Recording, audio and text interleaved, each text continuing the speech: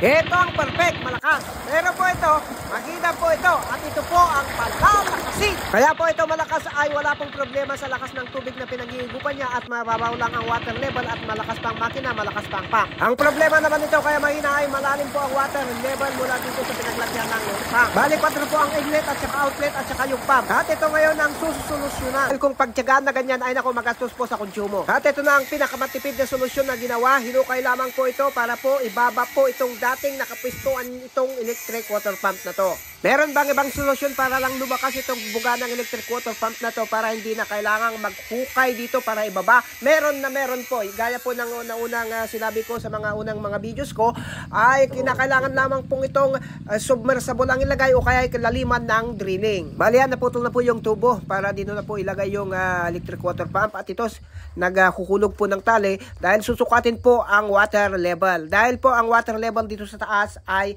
8 meters. Talaga pong mahina ang buga ng electric water pump na shallow pump kapag 8 meters na ang lalim. Bale ito ay nahukay ng 3 meters at ngayon ang naging water level niya ay 5 meters na lang. Bale yan, ipinipesto na po itong electric water pump. Dito na po magpupesto. Kapag ganito pong setup, mas maganda pong lagyan ng ganito. Ito po, swing valve. Basta po kasi itong shallow pump 8 to 9 meters lamang po na lalim ng water level ang kaya niyang higupin. Nakasulat naman mismo sa manual niya. Basahin nyo lamang po. Mas maganda lang ipwesto yung mismong pump doon sa 5 meters na lalim ng water level kasi magdudurudan po yung tubig. Kaya po mahina kapag 8 meters na eksakto yung paglalagyan mo ng pump. Bali yan, tapos na po ang setup. Hindi pa na tayo ang contractor dito. Yung mga kasamaan natin ang contractor dito. Dahil simula po nung naging vlogger po tayo ay medyo naging busy na po tayo kaya hindi na po tayo masyadong nakakapag-drilling. Kaya lahat po ng mga videos natin sa drilling ay puro tutorial. Ito po ay ginawa para po patubig dito sa kanilang bukid. Ang problema po, hindi po natin natitesting ngayon dahil brand out pa. Ay nako. Bali-balikan na lang po natin ito kapag meron na pong kuryente at i-update ko po kayo. Ito po yung unang ni-upload na natin noon. Ito yan, nung hindi pa nahukay. Ngayon na, nahukay na. Kaya lang nga, di na natin makitesting sa ngayon dahil brand out. Para sana may pakita sa inyo ang pinagkaibahan.